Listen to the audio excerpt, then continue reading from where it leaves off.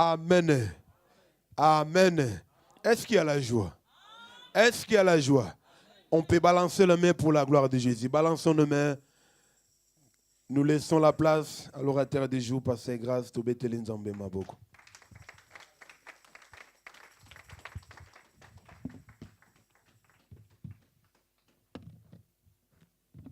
Alléluia.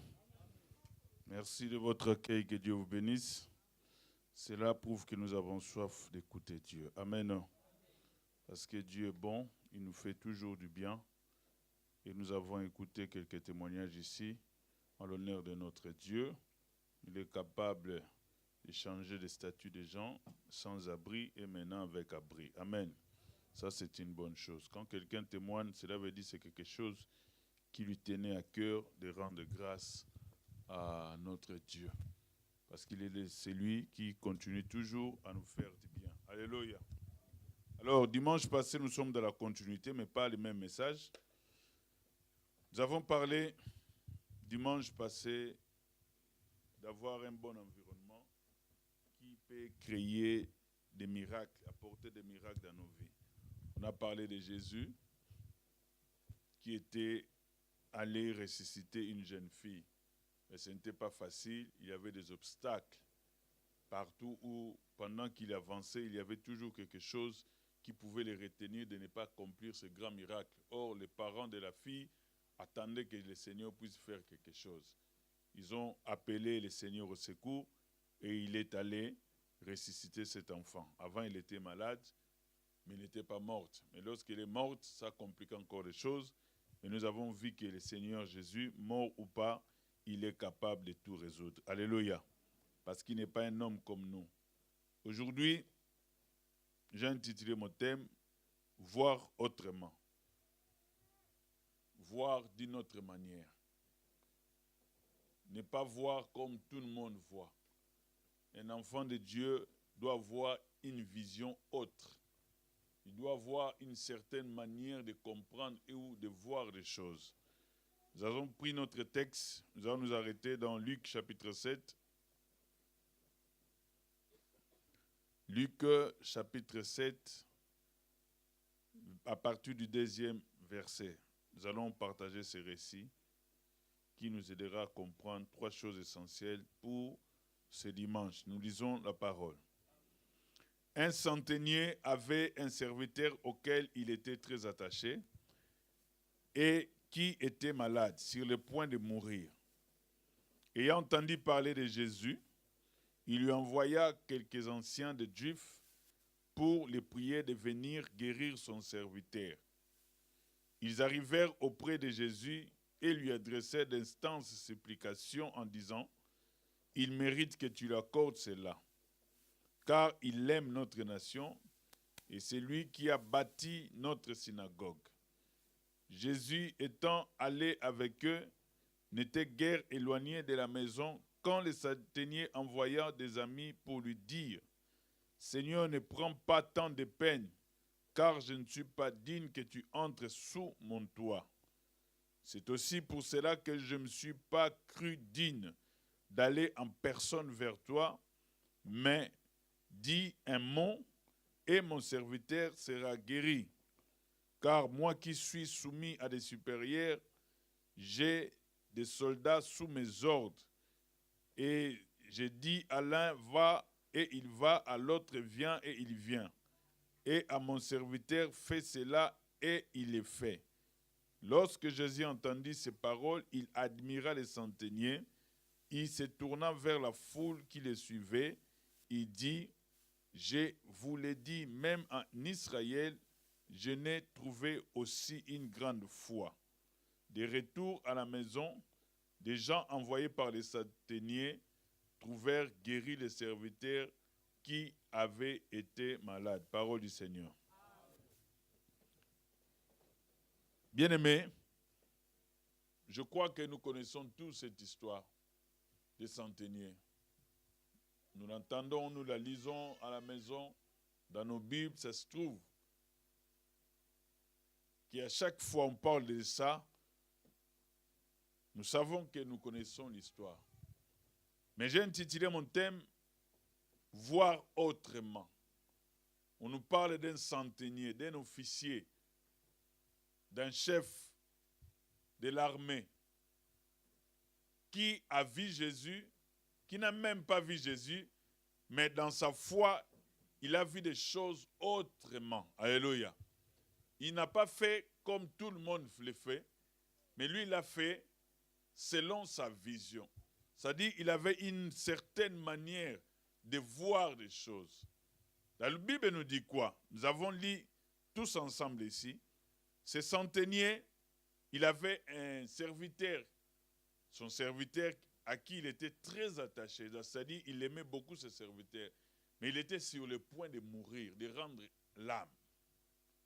Et ça lui a fait beaucoup plus de la peine de voir quelqu'un que tu aimes partir, mourir. Alors, lui, il entendit seulement parler de Jésus.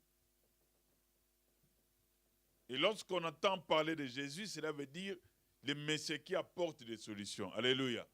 Peu importe la situation, c'est quelqu'un qui vient résoudre les cas difficiles. Voilà pourquoi il a envoyé des anciens, certaines personnes. Quand on parle des anciens, c'est-à-dire des gens qui ont la confiance du peuple. Des fois, les anciens, des gens qui sont des responsables dans la religion ou dans une église. Il les a envoyés vers Jésus pour lui demander s'il pouvait guérir ses serviteurs qui étaient malades. Mais ces gens-là, ils ont apporté d'abord un témoignage pour les centeniers. Il a dit, Seigneur, cet homme, parce que tu ne le connais pas, si tu le connaissais, dans leur langage, ils disent, il mérite que tu lui accordes cela. Ça, c'est leur langage humain. Mais nous allons voir que devant Dieu, nous ne méritons rien. Alléluia. Seigneur, il mérite que tu lui accordes cela. Il aime notre nation. Et non seulement il aime notre nation, c'est lui qui a bâti notre synagogue. Synagogue, c'est quoi? C'est une maison de prière, c'est un temple où il y avait deux activités principales, la lecture de la Torah et la prière. C'est comme sous-entend aujourd'hui lorsqu'on appelle des paroisses. C'est-à-dire dans chaque ville, il y a des paroisses où les gens peuvent aller se recueillir, où les gens peuvent aller écouter la parole de Dieu. Ils ont dit, Seigneur, il mérite que tu l'accordes ce qu'il est en train de te demander. Ce n'est pas le message qu'avaient donné les centeniers, qui allaient dire au Jésus que je mérite, non. Ce sont eux-mêmes, vu de ce que les centeniers avaient fait dans leur vie, vu ce qu'ils ont reçu comme bénédiction, un temple, un lieu où ils pouvaient recueillir une bénédiction spirituelle pour la ville. Donc cet acte-là a vraiment touché tous ces anciens-là. Les anciens ont été touchés par cet acte. Comment quelqu'un qui n'est pas juif, mais il a cherché notre avantage spirituel. Quelqu'un qui nous pousse à prier, quelqu'un qui nous pousse à lire la parole. Tous les jours, on a un bâtiment. Quelqu'un qui a contribué à notre vie spirituelle. Ils ont mis en avant ce que les centeniers ont fait pour eux. Voilà pourquoi la Bible nous dit, il faut laisser que les autres bouches te glorifient et non ta propre bouche. Alléluia. Amen. Ce sont eux maintenant qui rendent témoignage. Qui rendent témoignage au Seigneur. Tu peux le faire ça. C'est un bon monsieur. Ça, c'est la première des choses. Un grand témoignage pour tout ce qu'il a fait. Du point de vue spirituel, il a participé. Il a laissé des traces. C'est-à-dire, si nous prions aujourd'hui dans de meilleures conditions, à cause de cet homme, si tu peux faire quelque chose, ce serait bien. Bien-aimé, les gens se souviendront de toi par quel acte que tu as posé. Lorsque les gens parleront de toi, ils vont parler de qu'est-ce que toi tu as fait. Ici, on ne parle pas des choses matérielles. Et ils rendent témoignage de ce qu'ils ont reçu spirituellement. Ils parlent de ce qu'ils ont reçu de la part de ces centeniers. Comment ils s'est dérangé, peut-être pour recueillir des fonds, peut-être pour les travaux. Il s'est dépensé pour réussir à bâtir une synagogue. Bien-aimé, laisse-moi te dire, si nous participons aux choses spirituelles, aux choses de Dieu, Dieu ne va pas nous oublier. Alléluia. Si par nos actes, nous aidons les gens à connaître Dieu, si par nos actes, nous aidons les gens à avoir la paix avec Dieu, à se convertir, à recevoir Christ dans leur vie, à parler de Jésus, nous ne devons pas oublier, notre bénédiction sera aussi garantie de la part du Seigneur. La Bible nous dit, heureux ceux qui procurent la paix, car ils seront appelés fils de Dieu. Quand tu répands la paix tout autour de toi, par la parole bien sûr, par les bons conseils, tu seras appelé fils de Dieu. Cet homme n'était pas juif, mais les gens se sentaient redevables à cause de ce qu'il a fait, des actes qu'il a posés. Des fois, les actes parlent mieux que tout ce que nous pouvons faire. Alléluia. Que tout ce que nous pouvons dire. Et les gens disent, si tu peux guérir son serviteur, ce serait bien. Et Jésus a reçu cette information positive. Il a dit, oui, je vais aller, j'irai, et je vais guérir cet homme. La deuxième des choses, la Bible nous dit, Jésus étant allé avec eux, n'était guère éloigné de la maison. Jésus s'est rapproché de cette maison. On l'a stoppé. Le Messie a envoyé encore d'autres personnes. Cette fois-ci, ce sont ses proches, ses amis, avec un autre message. Vous savez, si Jésus vient chez toi avec son notoriété, ça c'est une joie. Tout le monde voudra que Jésus vienne chez lui. Mais ces messieurs, il n'a pas même de contact avec Jésus. Ils ne se sont pas vus.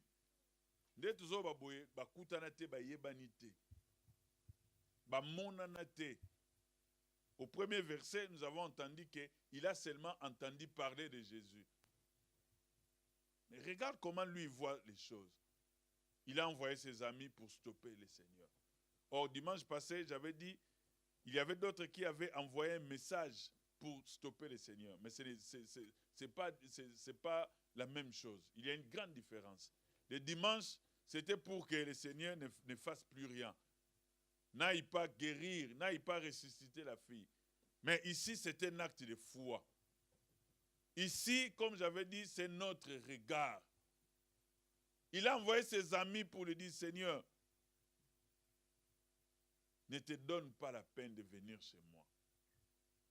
Ce n'est pas parce que sa maison était sale ou n'était pas belle ou sa maison n'était pas propre pour recevoir Jésus, non. Il a dit, ne te donne pas de la peine pour venir jusqu'à moi, car je ne me sens pas digne. Alléluia. Digne veut dire, je ne me sens pas propre. Ou je ne mérite pas, toi qui es le Seigneur, toi qui es le Maître, venir chez moi. Or, cet homme, peut-être il était un colonel, un major, c'est un homme qui était respecté et respectable. C'est un homme qui avait certes des moyens, mais lui, il ne regarde pas tout ce qu'il a, ses possessions. Lui ne regarde pas son compte à banque. Ici, il voit par rapport à la spiritualité. C'est-à-dire, devant ces messieurs-là, je ne peux pas les recevoir chez moi. Il a dit, Seigneur, n'as-tu pas compris que tu ne m'as pas vu? J'ai envoyé seulement des gens. Parce que moi, je me sens impropre pour te recevoir dans ma maison. Je ne suis pas digne que ta présence vienne chez moi. C'est pour cela, si tu peux dire seulement un mot, je sais que mon serviteur sera guéri. Alléluia. Lui, il a mis en avant la parole. La parole, c'est quelque chose de spirituel qu'on ne peut pas voir, mais on peut entendre. Il a dit, Seigneur, si tu dis seulement un mot, je sais que mon serviteur sera guéri. Ce monsieur, il a compris son indignité.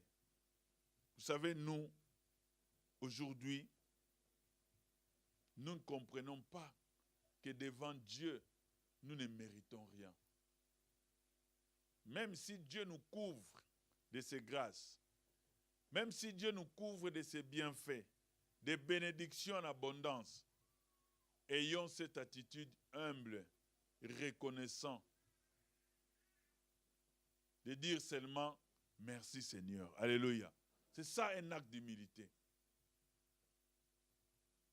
On voit les gens quand ils sont bénis, on voit leur discours changer. Ça devait maintenant, moi, vous savez, moi, j'ai fait ça, moi. Non, non, non. Nous recevons tout par la grâce de Dieu. Alléluia. Oui, certes, tu dois avoir la foi. Oui, certes, tu dois faire confiance en ton Dieu. Voilà pourquoi ce Messie a dit, moi, je ne suis pas digne. Je ne peux pas m'enorgueillir, je ne peux pas être orgueilleux parce que tu viens chez moi. Je ne suis pas digne. Je me sens tout petit. Mais je sais que ta parole peut apporter quelque chose dans ma maison. Je sais que ta parole peut apporter une bonne ambiance dans la maison. Je sais que ta parole peut tout changer. Il a voulu plus honorer la parole de Dieu. J'invite l'Église de Dieu, les enfants de Dieu, à toujours honorer la parole du Seigneur. Parce qu'au commencement était la parole était avec Dieu, et la parole était Dieu. Dans l'ère de détresse, ils ont invoqué le Seigneur, et Dieu a envoyé sa parole. Et sa parole les guérit. Bien-aimés, donnons de la place à la parole de Dieu. Cet homme a compris que même si tu ne viens pas chez moi, comme tu es le Seigneur, si tu dis un mot, parce que tu connais mon besoin, tu connais mes problèmes, si tu dis un mot, moi mon terrain est fertile déjà, mon terrain est préparé, je n'attends que tu puisses prononcer un mot de bénédiction. J'attends que tu puisses dire seulement que ton serviteur est guéri. Et je crois fermement qu'il sera guéri. Cet homme avait une vision autre que nous aujourd'hui. Nous voulons qu'on nous donne des choses. Nous voulons qu'on nous lave les pieds. Nous voulons qu'on nous donne, je ne sais pas, des prières préparées. Nous voulons qu'on nous donne des mouchoirs, de l'huile, trop cher même. Or, à l'idée, c'est 1,45 €. On te vend 50, 100 €, tu achètes, même 2. On met dans les petites portions par nombre de familles, tu achètes. Alléluia. On oublie ce qui est essentiel, peut-être les offrandes, c'est biblique. Là, on ne fait pas, on ne donne pas. Mais quand on te vend de l'huile comme ça, là, à 50, à 100 €, tu achètes même 2. Ah, je vais envoyer pour ma mère, je vais envoyer pour ma soeur. C'est la contradiction. Cet homme n'avait besoin que de la parole. Pas des actes. Seigneur, dis seulement un mot. Moi, je vais me confier à la parole de Dieu. Je crois que cette parole a la puissance, le pouvoir de rétablir mon serviteur. Nous voulons maintenant autre chose que la parole du Seigneur. Nous voulons des fois la parole des hommes. Nous prenons la parole des hommes comme étant la parole de Dieu. Alléluia. Ça, c'est grave. La parole de Dieu, ça se trouve dans la Bible. C'est cette parole qui fait renaître la foi dans notre cœur. C'est la source même de notre foi. La foi vient de ce qu'on entend. Et ce qu'on entend vient de la parole. C'est clair et net. Ce n'est pas tout ce que nous entendons peut nous procurer de la foi biblique. Non. Ça peut nous créer des confusions. Ça peut nous amener aussi d'autres fois. Parce que les démons croient aussi. Ils croient en Dieu. Mais ils ne reçoivent pas Dieu dans leur vie. Ils croient en Dieu. Mais c'est n'importe quoi dans leur vie. Rien.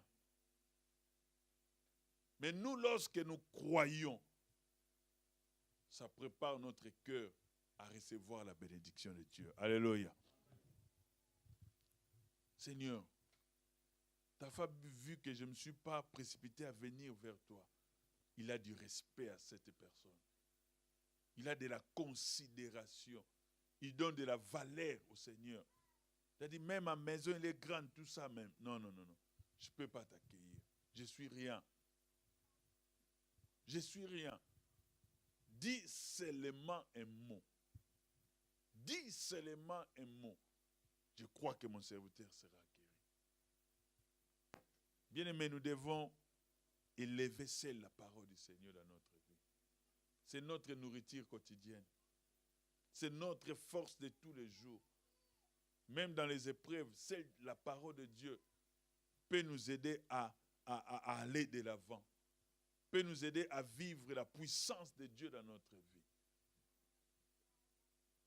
C'est pour cela que je me suis dit, moi-même je ne viendrai pas, car je ne suis pas digne. Voilà comment ces messieurs-là, les centeniers, voyaient Christ. Ils ne voyaient pas comme tout le monde voyait Christ. Mais lui, il voyait Christ d'une autre manière. Nzambo sambelaka. Faut monaka ina ba dimension o yalingi yo monela. Alléluia. C'est très important. Faut pas monela kaka ndenge ba nyoso ba mesana ko monela tata na biso oui, tata na biso. Mais est-ce qu'il y a de l'affection? Est-ce qu'il y a de la foi? Est-ce qu'il y a de l'amour? Est-ce qu'il y a de la crainte? Lorsque tu parles de ces dieux-là, est-ce qu'il a de la valeur pour toi, ces dieux-là? C'est ça le grand problème. Est-ce que ce Dieu-là pour toi a de l'importance, a de la valeur?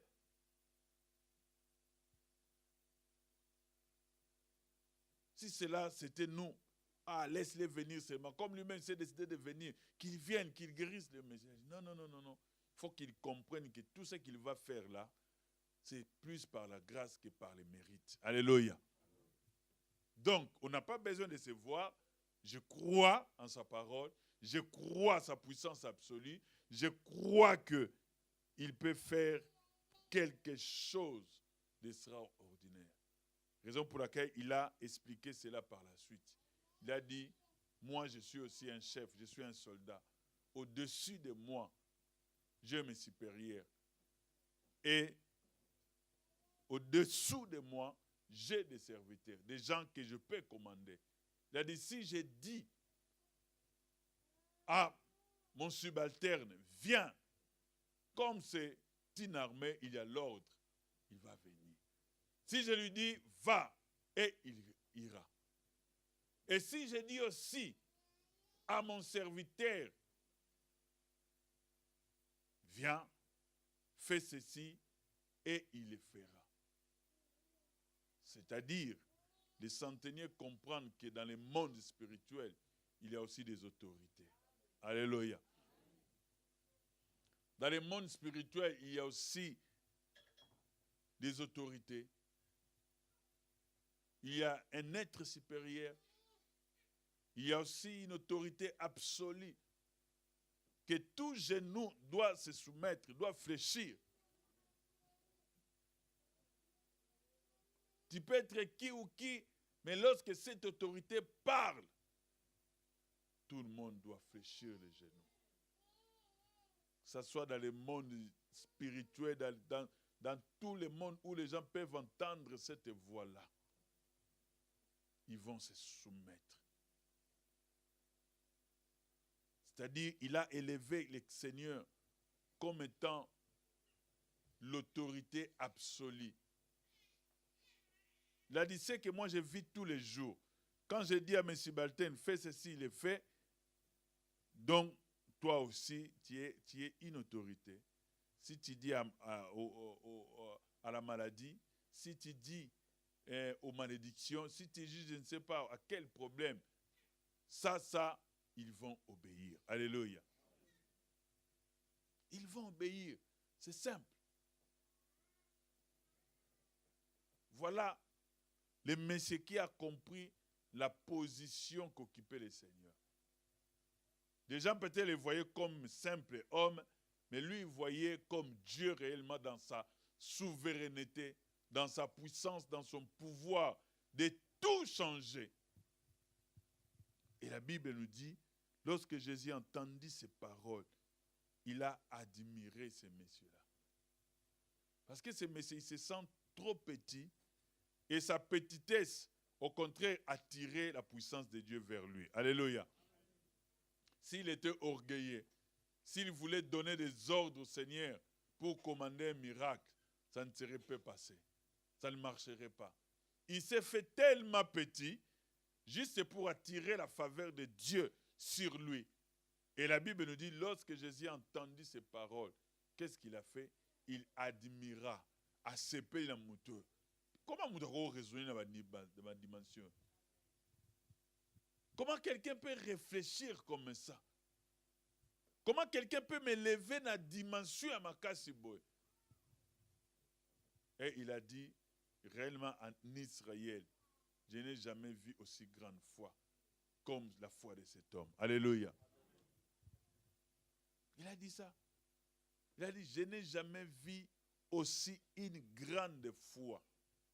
Parce que cet homme réellement avait la foi. Pour lui rencontrer Jésus, ce n'était pas important. Ce qui était important, sa parole, sa décision, ce qu'il pouvait dire au sujet de son serviteur qui était malade. Vous savez, quand tu as la foi, tu viens avec cette grande foi. Jésus disait toujours aux gens, qu'il te soit fait selon ta foi. Parce que rien n'opposait à ce que ce Messie voulait dans son cœur, la guérison de son serviteur. Qu'il te soit fait selon ta foi. Vous savez, lorsque ses amis sont retournés à la maison avec les anciens, ils ont trouvé que ce Messie était guéri. Alléluia. Parce que sa foi a tout fait. Bien-aimés, si nous passons par des moments difficiles, c'est souvent par des moments difficiles qu'on cherche à voir si nous avons la foi. Quand tout va bien, ça peut être un facteur chance, ça peut être un facteur je ne sais pas quoi, mais lorsqu'il y a des problèmes, lorsqu'il y a des difficultés, lorsqu'il y a l'opposition, c'est alors qu'on voit est-ce qu'on a la foi ou pas. Parce que la foi t'aidera à traverser tous ces moments difficiles. Alléluia. La foi va t'équiper pour supporter aussi l'adversité, la persécution, les difficultés de la vie. Cet homme a dit, Seigneur, dis seulement un mot. Bien-aimés, nous avons écouté des mots, nous avons entendu des mots. Si cela vient de la parole de Dieu, c'est bien. Mais si cela ne vient pas de la parole de Dieu, ça ne va rien donner dans ta vie. Alléluia. Les paroles de personnes ou de gens sont nulles et sans effet. Seule la parole du Seigneur est capable de tout transformer, de tout changer dans notre vie. Alléluia. Le Seigneur, ton Seigneur, en qui tu fais confiance, est capable de tout changer dans ta vie. Jésus a dit, heureux celui qui n'a pas vu, mais qui a cru. C'est ça ce que le centenier a fait. Il n'a pas cherché à voir Jésus, il est comment. Il a dit non, non, non, non. Je n'ai même pas besoin de le voir, mais je lui fais confiance. Parce que j'avais entendu quelque part, il a fait ça, là-bas il a fait ceci, l'autre côté il a fait cela. Moi aussi j'entre dans cette dynamique. Moi aussi je crois, chez moi aussi il peut faire cela. Que je le vois ou pas, qu'il prononce seulement un mot. Peut-être avant les gens pouvaient penser qu'il était orgueilleux, mais pourquoi toi-même tu ne te déplaces pas pour aller voir Jésus? Pourquoi tu restes à la maison? Or, c'était sa foi qui l'animait. C'était le bon sens. C'était le bon sens. Même lorsque son serviteur était guéri, il n'a même pas vu le Seigneur. Ça, c'est une grande foi. C'est-à-dire, il continuera toujours à lui faire confiance. Dès qu'il y a un problème, il n'a pas besoin que Jésus vienne dans sa maison. Dès qu'il envoie seulement un message, il sait que tout ira bien. Alléluia. Il sait que tout ira bien. Parce qu'il y a d'autres qui ont suivi Jésus, mais qui n'ont profité de rien. Lui, il reste chez lui, mais avec cette grande foi, il attendait de recevoir des choses. Parce qu'il fait confiance à la parole de Dieu. L'église, c'est un endroit où on nous aide à faire confiance à Dieu. L'église, c'est un endroit où on nous aide à ne pas voir nos problèmes, mais à voir plus la grandeur de Dieu dans nos vies. Bien-aimé, ton Dieu, que tu es en train d'écouter aujourd'hui, il est capable de tout résoudre. Que ce soit les problèmes spirituels, que ce soit les problèmes de péché, que ce soit les problèmes de la santé, que ce soit les problèmes administratifs, il est capable de tout changer. Alléluia. Il a fait pour quelqu'un qui ne connaissait pas. Toi, tu prétends connaître le Seigneur. C'est-à-dire que tu es plus avantagé que les centeniers. Parce que lui n'a jamais connu le Seigneur. Il a juste entendu parler de Jésus. Mais toi, tous les jours, tu le connais. Il vit dans ton cœur. Tu lui fais confiance. Continue encore à lui faire confiance. Alléluia. Parce que la Bible nous dit, lorsqu'il commence une chose, il amène jusqu'à la fin. S'il a commencé quelque chose dans ta vie, fais-lui confiance. Que c'est Dieu-là que je sers, que c'est Dieu-là que j'aime, que c'est Dieu-là que je m'engage, qui m'a sauvé, qui m'a pardonné, qui m'a transformé. Il est capable de faire au-delà de ce que je pense et au-delà de ce que je demande. Le centenier avait foi et il a vu de quoi le Seigneur était capable. Parce qu'il a mis le Seigneur au-dessus de tout. Au-dessus, au-dessus, au-dessus. Dis seulement un mot. Pas des phrases, pas des histoires. Dis seulement un mot. Dis seulement un mot. Ce n'est pas en vain, le Seigneur a dit, on peut ni retrancher même un iota, même la petite lettre dans la parole de Dieu a son importance pour ta bénédiction. Alléluia. Que Dieu bénisse sa parole. Nous allons nous mettre debout pour la prière.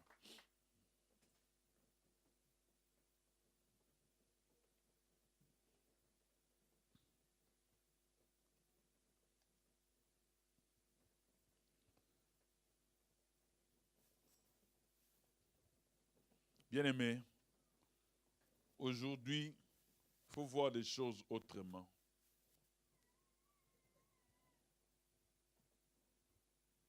Lelo nzamba lingo mona makambo ndengo mona na raté tous les jours. Yo mona la rama comme na forme moko. Au mona la solution na ndenge moko. Mais laisse-moi te dire, même porte qui fermée, le Seigneur est capable d'ouvrir pour toi.